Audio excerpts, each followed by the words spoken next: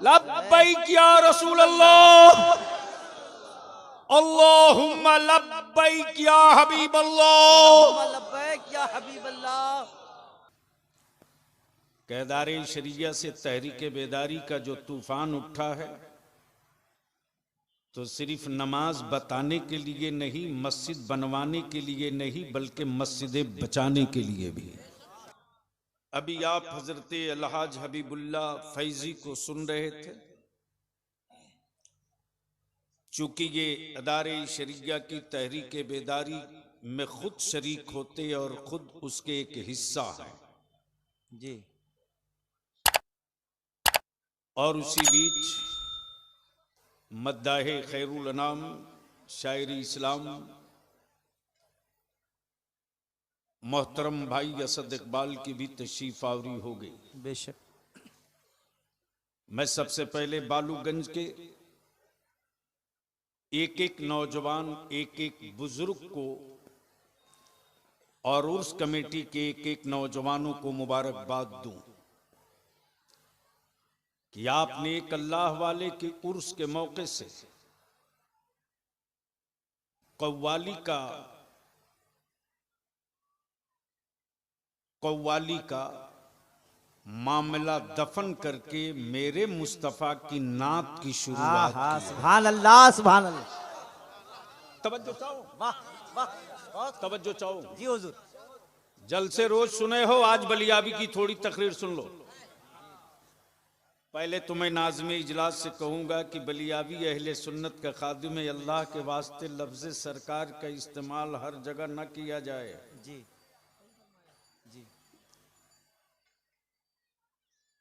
ये लफ्ज़ सरकार हम सिर्फ एक जात के लिए मखसूस रखे हैं। अब वो जात सिर्फ मदीने वाली सरकार है। सुभान अल्लाह। 200-400 नहीं 10-20 हजार नहीं 10-20 लाख शागिर्दों का भी कोई उस्ताद हो, हम उसे मुहक्किक कहेंगे, उसे जामे माकूल कहेंगे, उसे जामे मलकूल कहेंगे, उसे हजरत भी कहेंगे, उसे किबला भी कहेंगे, लेकिन लफ्ज़ सरकार तो सिर्फ मदीने वाले के लिए है। सुभान।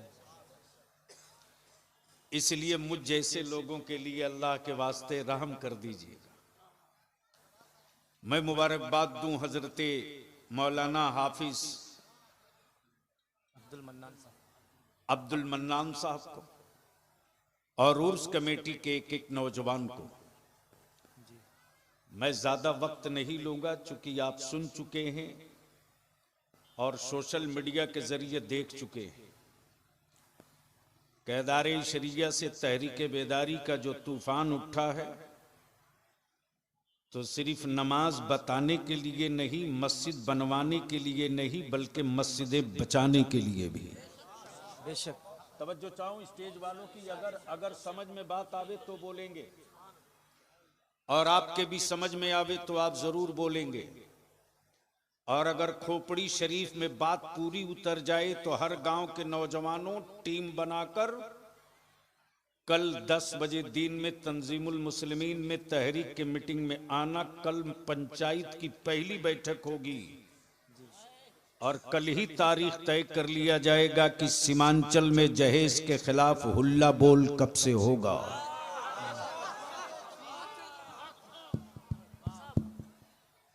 दो जुमले हैं असद, एक है अकीदत, हैबुल्ला बाबा, एक है अकीदत, एक है जरूरत। और इसी दो जुमले पे पूरी तकरीर होगी। एक है अकीदत, एक है जरूरत।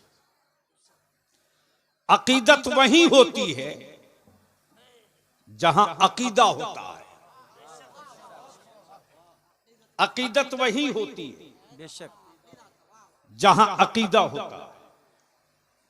जहां अकीदा नहीं है वहां शहर तैयबा की कोई अकीदत नहीं है, वहां शहर रसूल की कोई अकीदत नहीं है। वहां खाने काबा की कोई अकीदत नहीं है, वहां अहले बैत की कोई अकीदत नहीं है। और जहां अकीदा है कि अल्लाह एक, मुहम्मदुर रसूलुल्लाह उसके रसूल हैं, बोलोगे तो बोल दूंगा जोर से, अरे जोर से तवज्जो चाहो। जी। अकीदा और अकीदत, एक है अकीदत, एक है जरूरत। अकीदत ये कहती है कि हम हर रोज तैबा जाएं, अकीदत ये कहती है कि हर रोज हम तैबा जाएं। लेकिन जरूरत कहती है कि बेटियां बोझ न बने। तवज्जो चाहो। अकीदत कहती है कि हर साल उमरा पे चलो, लेकिन जरूरत कहती है कि औलादों को जाहिल रख के उम्रे पे मत जाओ। अकीदत कहती है कि गरीब नवाज की छठी में खूब लंगर लुटाओ, लेकिन जरूरत कहती है कि पहले मस्जिदों को भर लो फिर लंगर लुटाओ। अकीदत कहती है कि चादर कीमती चढ़ाओ, बलियावी डंके की चोट पर कहता अहले सुन्नत के जवानों को नबी का आशिक रहने दो, अंधभक्त मत बनाओ। जब ये नबी का आशिक होगा तो मक्के की हुर्मत ये बचाएगा,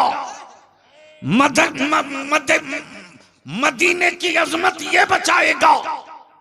जब ये नबी का आशिक होगा तो अपनी हड्डियां टूटते देख सकता, मस्जिदों का मीनारा टूटते कभी नहीं देख सकता। जब ये नबी का आशिक होगा तो अपनी बस्तियां जलते देख लेगा, लेकिन नस्लों का मुस्तकबिल जलते कभी नहीं देखेगा। अकीदत, जरूरत। अकीदत कहती है तैबा चल, जरूरत कहती है मां ज़ईफा और बूढ़ी है, खिदमत कौन करेगा। अकीदत कहती है उमरा पर चल, जरूरत कहती है मेरे भाई की बेटी कुंवारी है, उसका डोला पहले रुखसत करा ले तब तैबा चल। अकीदत कहती है गौसे आजम का लंगर लुटा, लेकिन जरूरत कहती है बेटों को जाहिल बनाकर लंगर मत लुटा।